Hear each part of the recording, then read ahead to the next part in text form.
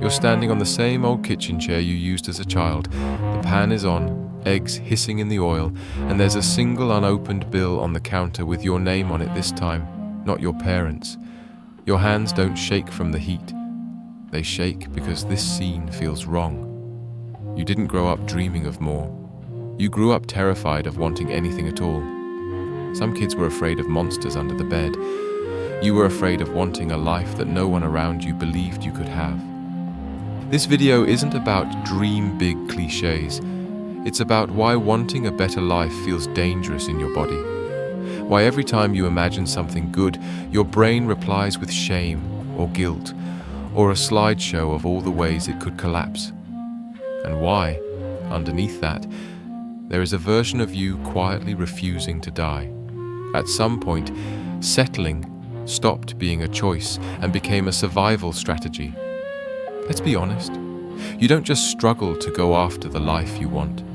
You struggle to even admit what that life is. When someone asks, "What do you really want?" you feel your mind go blank, or it does that slippery thing, changing the subject, turning the question into a joke, reaching for sensible answers that sound good but feel dead. You've had moments though, tiny flashes. The apartment you imagined, the relationship that actually feels safe, the work that doesn't drain you. You see it for half a second, and then your nervous system slams the door. It's too much. Who do you think you are? People like you don't get things like that. So you talk yourself down. You tell yourself you're being unrealistic. You replay the voices you grew up with. Be grateful. Don't make a fuss. Life is hard for everyone. And slowly, wanting becomes embarrassing, almost indecent. You pick partners who can't meet you. You say yes to jobs that feel like shrink-wrapped versions of your capacity. You hold back your ideas in rooms that are begging for exactly the way you think. And the worst part? From the outside, you look fine, functional, maybe even successful.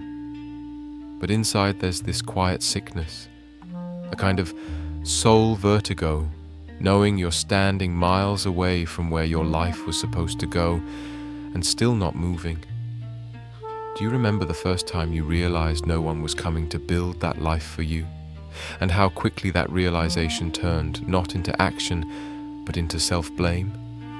If you recognize yourself in this, drop a simple "This is me" in the comments. Not as a confession of failure, but as proof to you and to other people like you that this pattern has a name. There's a reason the life you want feels threatening. It isn't because you're lazy or broken. It's because for you, wanting became wired to danger. Let's pull this apart.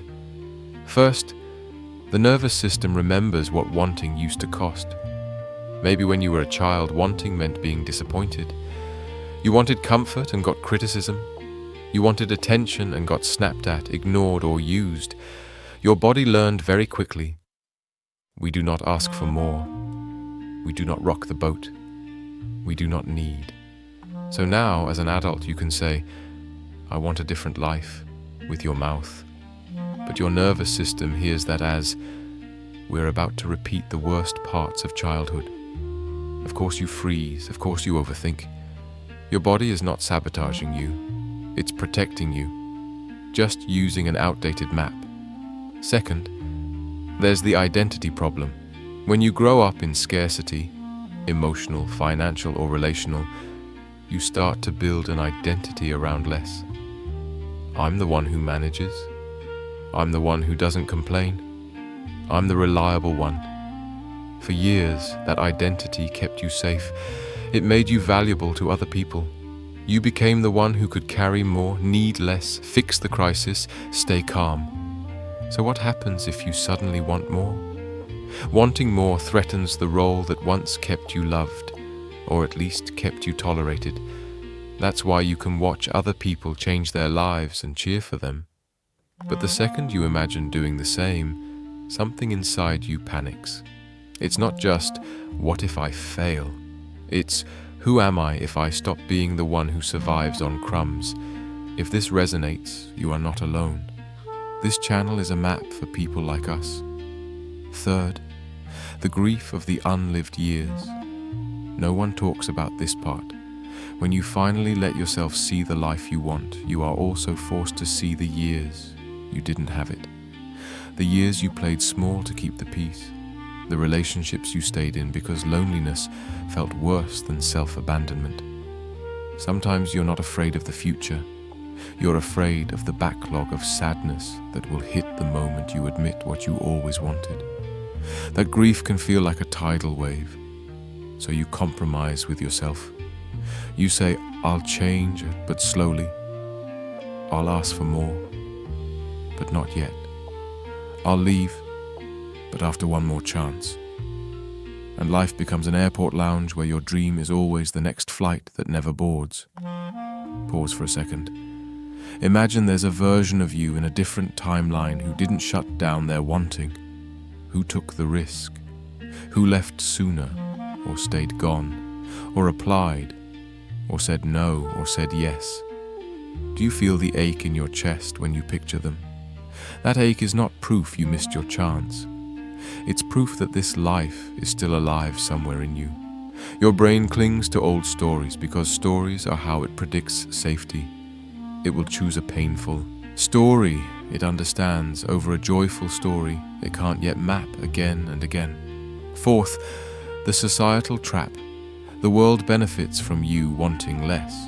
Maybe you were praised for being low maintenance, humble, easygoing. Maybe your workplace loves that you overfunction without asking for real pay. Maybe your family silently relies on you being the responsible one who never makes a scene. The culture you were raised in might even sanctify sacrifice, calling burnout strength, calling compliance respect, calling self-erasure love. When you start wanting more, you're not just breaking a private rule. You're breaking an invisible contract that keeps entire systems running smoothly. A burnt-out worker is very convenient for a company. A self-abandoning child is very convenient for a chaotic parent. A person who believes this is just how life is very convenient for any system that would rather you adjust than change it. So of course the world never sent you a memo saying, hey, by the way, the life you want is valid. Please go build it. You had to generate that permission alone. That's absurd. But it also means your resistance is not just personal failure. It's a predictable response to being raised in environments that rewarded your suffering. Fifth, your brain's retention problem. Here's a strange thing about the mind. The more times you rehearse a story about yourself, I'm not the kind of person who people like me don't, the more your brain treats it as reality. It starts editing new experiences to protect that story. A compliment gets brushed off. A good opportunity looks suspicious. Healthy love feels boring compared to the chaos your nervous system learned to call passion. Your brain is doing what YouTube does with videos. It boosts what people watch the longest. What you've watched the longest is the story of the smaller life, so it keeps recommending it, over and over. Autoplay. That's why just thinking positively doesn't work. You're trying to paste one nice sentence over a library of evidence. You don't need to bully yourself into wanting. You need to slowly train your brain and body that wanting doesn't equal abandonment or humiliation anymore. So what does that actually look like in a real life that has bills and responsibilities and history? First, name the life you're afraid to want, in unedited language. Not reasonable, not realistic, not modest, raw. Write it out somewhere no one else will see. I want a life where, and let yourself finish that sentence badly, greedily, honestly. You will feel ridiculous. You might cry, you might feel numb. That's okay. You're not manifesting yet. You're locating. Second, separate the want from the method. Maybe the life you're afraid to want is really about 3 core needs: to feel safe, to feel alive, to feel like your time matters. There are thousands of ways those could take shape. Your fear says, if I can't see the exact path, I can't let myself want it. Instead, try. I'm allowed to want the feeling, even if I don't yet know the shape. This loosens the grip of perfectionism and lets your nervous system experiment. Third, build micro-proof that wanting is safer now than it used to be. Not grand leaps, not quitting everything overnight. Tiny acts of disloyalty to your old role. Saying no to a small request you would usually say yes to automatically. Admitting a preference out loud. I actually don't like this kind of movie. Can we watch something else? Spending 20 minutes on a project that matters to you, even if no one else values it yet. Every time you do this and the world doesn't end, your body gets new data. Wanting becomes slightly less associated with danger. Fourth, bring someone into the room with you. Self-made stories are romantic, but they're also lonely. You were taught to white-knuckle everything, so of course you assume you must birth this new life alone. You don't. One friend, one therapist, one online community of strangers who understand this specific flavor of stuckness. Tell them, I'm trying to move toward a life I'm actually afraid to want. I might backslide. I might pretend I'm fine when I'm not. Can you gently remind me of what I told you I want when I do? Safe dependence is not regression. It's rehearsal for the kind of relationships that belong in the life you want. Fifth, expect relapse and plan for it. There will be days you shrink again. Old roles will feel magnetic. You'll watch yourself say yes when you mean no. The old you would call that proof that nothing ever changes. The you who is learning will say, okay, I slipped back into the old story for a moment. What was I protecting myself from? And what is one tiny step back toward the life I actually want? Relapse doesn't erase progress. It reveals where your nervous system still thinks it's 10 years old. That's not failure. That's information. If you know this is a process you'll need to revisit, feel free to save this video. Let it be a reminder that backwards is often just repeating the lesson with more awareness. Come back to the kitchen chair. The eggs are still hissing. The bill is still on the counter. But now imagine this scene differently. The child version of you is on that chair, too small for the task, stretching to reach the pan. They're trying so hard not to burn anything, not to spill, not to cause problems. And then you walk in. The you who has started telling the truth about what you want. You don't just take the spatula from their hand. You turn off the stove. You lift them down from the chair and sit yourself there instead, at eye level. You say, I'm sorry you had to be the adult so soon. I'm sorry you learned that wanting more made you a burden. I'm going to try something different. I'm going to build the life you were too scared to even imagine, and I'm going to take you with me. The pan is still there. The bill is still there. The fear is still there.